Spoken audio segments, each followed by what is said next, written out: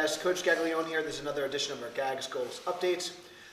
If this is your first time stopping by, this is my vlog, the video blog, I guess. I'm chronicling my journey, my weight loss journey as a powerlifter, as a powerlifting coach. I've been involved in powerlifting for over 13 years. This will be our 8th year as a standalone business. I've been coaching people for as long as I've been powerlifting as well, so over a dozen years. So I'm chronicling my weight loss journey. I've been as heavy as 340 pounds. Today I weighed in at 235, which I'll kind of go back to my weight in a little bit later. Today we're going to kind of go over the good, the bad, and the ugly.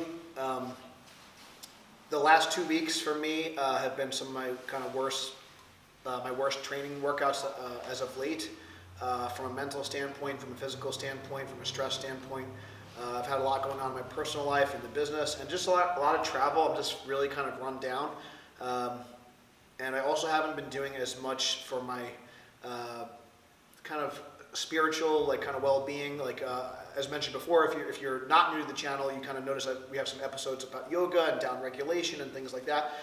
And truth be told, I haven't really been focused on recovery as much, and I really need to do that. And it's a good reminder as I'm kind of unloading and unpacking the last 2 weeks. So I'm going to start off kind of with some of the negative things, and then I want to finish on a positive note, because I think that's important. I think it's important to always see the silver lining. But one of the reasons why I'm doing this vlog, I want to show the ups and downs of the training. I want to try and be as transparent as possible and show you like a really true look, and to show you like I'm not perfect, and even though I have a lot of this knowledge and experience, I still make mistakes, and I'm human. I think that's important. I think it's really important to show not just the highlight reel, as much as, like, for me, I don't really like to talk about it. I don't really like to put a lot of negative energy out in the universe. But I know that this is going to help more people than not. So I'm going to kind of talk about some of the issues I've been having and some of the mistakes I've been making, and just some of like the bad stuff that's kind of been happening in my workouts. Again, for me, sometimes it's kind of embarrassing. And maybe I put too much pressure on myself, but it's kind of embarrassing when I miss a lift or if I kind of make a bad training decision, because I feel like I'm the coach and I should be kind of always doing things right. But that being said, again, I am human, and you know, I'm just not perfect either. So I'm trying to kind of be real with you guys. I know that kind of authentic, and that word gets kind of thrown around a lot, but trying to be transparent and give you guys a true look at training, and just realize that, you know, life, training, everything we do, it's not always sunshine and rainbows. There's going to be hills and valleys. You know, one thing I like to kind of tell my guys and my girls, my athletes, when they are having a tough time and they are like kind of going through like a bad stretch of training or a bad patch in their life, it's usually kind of darkest right before the dawn. It's like a good quote I like.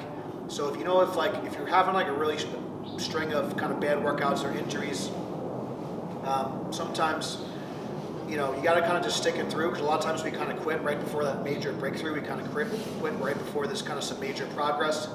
And I apologize if there's like a plane above us. If you're having trouble hearing, I'm going to do my best to kind of talk over it. Things happen sometimes. It's a perfect example. So sometimes you just got to kind of roll with the punches. All right, I think it's about gone. But you got some nice birds chirping, so that's something good, right?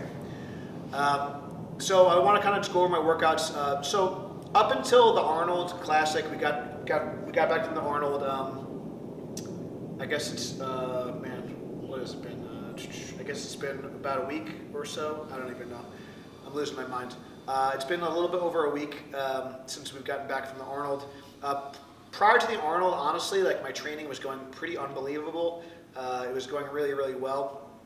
Even with traveling to California, even with kind of throwing in like an extra kind of, I did the push-pull meet, the Super Training Classic, even with helping Garrison do his first powerlifting bench press competition qualifier. I had some kind of local events and things going on. You know, we had a New Jersey meet that we helped some of our athletes do, that, you know, Lewis Band did the Gear Resurgence meet. So kind of was in Jersey for a couple of days there.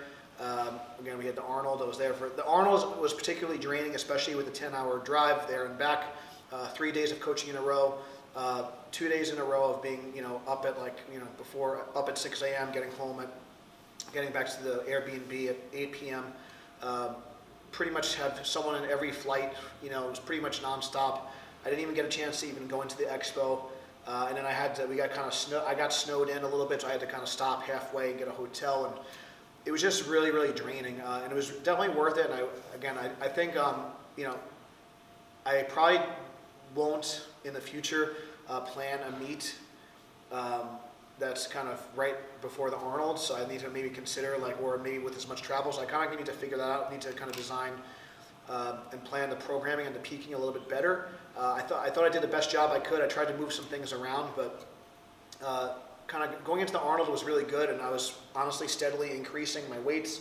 Everything, I was kind of actually ahead of schedule. So maybe in hindsight, I needed to kind of adjust things and be a little bit more realistic, but that was it seemed like the Arnold Classic was kind of the straw that broke the camel's back.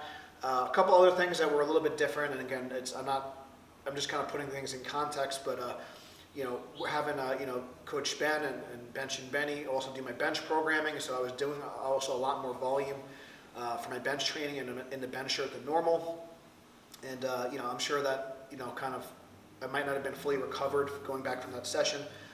So I kind of started to notice a little bit of a neural kind of fatigue, but nothing was really wrong. Actually benching at Westside Barbell, I kind of did my normal kind of routine. I would always kind of warm up at least at 315 raw, which is comfortable. Did some board work, did some heavy holds.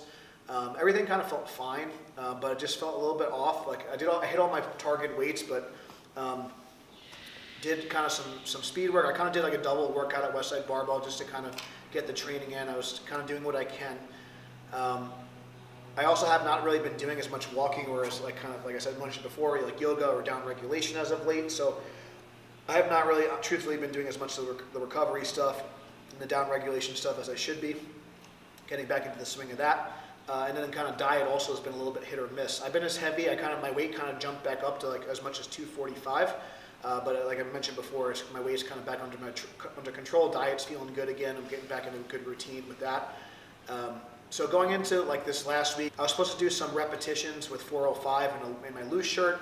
I was only able to get some singles. I felt like I was coming up very uneven on my left side, and I actually missed an attempt with 445. So just to kind of put things in perspective, I did 465 to a 1.5 board for a very, very strong double. I want to say 440 or I think 440 for something like a triple to a 1 board or a half board. I can't remember. The week prior, and I've done 485 to a half board as well this cycle. So for me to miss 445 bench was a little disheartening. I just kind of felt like my scap was kind of coming undone on this side.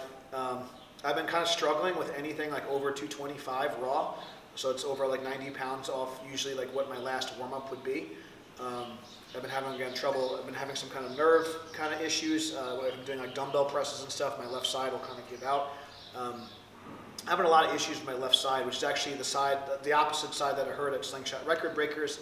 So I'm not sure if I'm kind of overcompensating. I'm not sure if it's a stress issue. I'm not sure if maybe it's partially in my head. But I'm going to see Dr. Albury. I'm going to get some massage work done this week. But I'm having a lot of issues with that left side. It doesn't seem like it's really affecting my squat training too much. I hit a fairly strong, I did some Thompson style squats this past week. Worked up to I think 430 and 280 pounds of chain. If you're not familiar with Thompson style squats, you just kind of add a chain every set to kind of work up to a top double. So that work was pretty good, and I was just doing in the Spud Gateway brief, so just very minimal equipment. It just allows you to kind of get a little bit of a wider stance, gives you a little bit of power out of the hole, but nothing like a squat suit or anything like that. It really is more for support than anything else. So squats have been okay. So I'm excited. I have one more heavy squat workout this upcoming weekend, so you guys will see the footage for that next week. So I'm excited to kind of do that because the squats have been feeling really good. I hit 800 twice this cycle. I'll probably play it a little conservative because it seems like my nervous system is a little messed up. So, but it is my last one, so I do want to push the envelope a little bit. So the bench workouts have been pretty much a disaster. Again, missing some reps, coming up uneven, sloppy lockouts. It hasn't really been great, to be honest. Some of the good, and we'll get to some of the good stuff in a second. Onto the deadlift workout, which was today. I really tried to mentally focus and get myself psyched up. My nutrition was on point. I made sure I got good sleep the night before. I got a really good warm up. Honestly, I felt like my positioning was really, really good. I was really focused on like hammering my technique, visualizing my technique. Warm-ups felt honestly really great. Um, I think I did a 525, came up really smooth. 575, which would be a little bit under projected opener, and I'll talk about. I think I'm going to adjust my attempts a little bit based on like how things have been going. But then I went up to 615. And honestly, the 615 moved pretty good. I feel like my hips shot up a little bit. It wasn't as good as my 635 from a couple weeks prior, but I was happy with that. I was kind of going back and forth because originally in my head I wanted to take 645 or 650 straight weight today, but just with everything that was going on, I just elected to kind of just go right to a reverse band set right away. So after 615, I didn't want to repeat. So my PR this cycle with a monster mini band was 665. So I didn't want to just repeat the same number, so I kind of made probably a little bit too big a jump, to be honest. So I made a 60-pound jump instead of a 50-pound jump. So normally I'd only take a 40 or 50-pound jump max. I elected to take a 60-pound jump, so I'd hit a 10-pound PR. It felt like it was moving okay off the floor, but the side that's been hurting, it just really got out in front of me. I couldn't really keep my lat tucked in on that side. I sat down for a little bit. I probably honestly didn't rest as long as I should have. I kept my straps on, which allowed me not really to breathe, and I couldn't even budge it off the floor. I tried it again. So if I was even coaching myself, I would have told myself to shut it down anyway. So I didn't really take my own advice there. But I was just really frustrated because 665 went up so smooth a couple of weeks prior, and I was, to be honest, I was pretty pissed. I was pretty bummed out. So I missed 2 deadlifts, and I think so I've missed more attempts in this past like 2 weeks than I probably have in the last like 6 to 8 months, maybe even more. I honestly couldn't tell you the last time. I think I might have missed 1 bench last cycle, maybe, and a 0. I think in 0 squats and 0 deadlifts missed attempts. So that was a little disheartening there, a little frustrating, to say the least. Since I had the hundreds on there, I was gonna just do some. I didn't feel like kind of switching out for bumpers and stuff. I was like, I don't know if I want to do blocks. I actually couldn't even budge, and again, I think this was more mental than anything else. I couldn't really budge 435 off the floor. So I was like, okay, that's like really messed up. I wanted to kind of do some back down raw work, so that was really odd. But I think my nervous system was just fried from the 2 misses. So I put the squat buddy on. I did 5 sets of 3 just to get some work on my starting position and get make sure my hip strength was stronger going into the meet. And I did 5 sets of 3 at 435, and then I did some 2 sets of deficit deadlifts after that without a belt just to get back strength. And I just did some seal row holds and good mornings on the belt squat just to kind of finish things up, just to work my lower back a little bit more. So just for me, so that's kind of the bad stuff. So positives, the 615 was still good, and 615 puts me in line for a PR at 220. I only pulled 611 at record breakers. I just barely missed 650. But I am still on pace to hit a body weight PR at 220. So that's positive. Same thing with the squat. I hit multiple, so we'll see how the squat goes this weekend. I didn't get, all things considered, this last training cycle went really well, and I bombed. So so I'm trying to keep the positive, and for me, like, I'm just going to probably adjust my expectations a little bit going into this meet. If I can match what I did at 242 and hit around 1900, I think that'd be great. I was looking for more like 1950 to 2000 going into like the final weeks of prep, but I don't know if that's going to happen anymore. So I'm just going to probably drop my openers a little bit and just play it a little more conservative, and just adjust my expectations a little bit and just get a total at 220. I'm only 15 pounds away from the weight class, so it's really not a crazy cut for me. And I know with my diet being on point, I'll probably lose another couple of pounds going into the meet. I only have 1 or 2 really heavy suited workouts left. I'll probably get in the shirt 2 more times. I'll get in the squats 1 more time. And then I'm just going to really double down on rest and recovery. I think it's important, and I also think it's just really important that you kind of finish what you started. There's a big part of me that just wants to throw my hands up and just say, so let's scrap it, because especially with my weight loss goals, that's on my forefront. I kind of want to push forward on that, especially now that I feel like my kind of my grand plans of this like unbelievable meet kind of, or I feel like are kind of slipping through my fingertips a little bit. But I'm just gonna, sleep on it.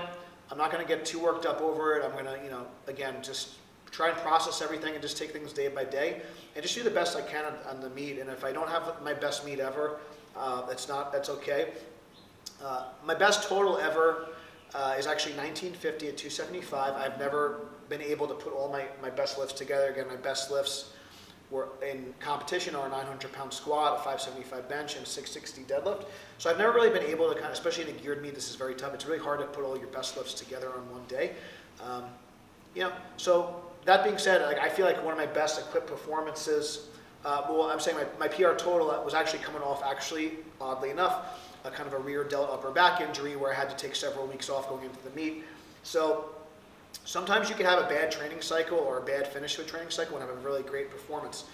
Sometimes you could have a really great training cycle and a poor performance. So obviously ideally you'd like to have both, right? Because that's going to give you the most confidence and the most consistency going into the contest, but one is not mutually exclusive over the other. And I think it's important as a coach to stick to your guns, follow the process, trust the process, follow the plan.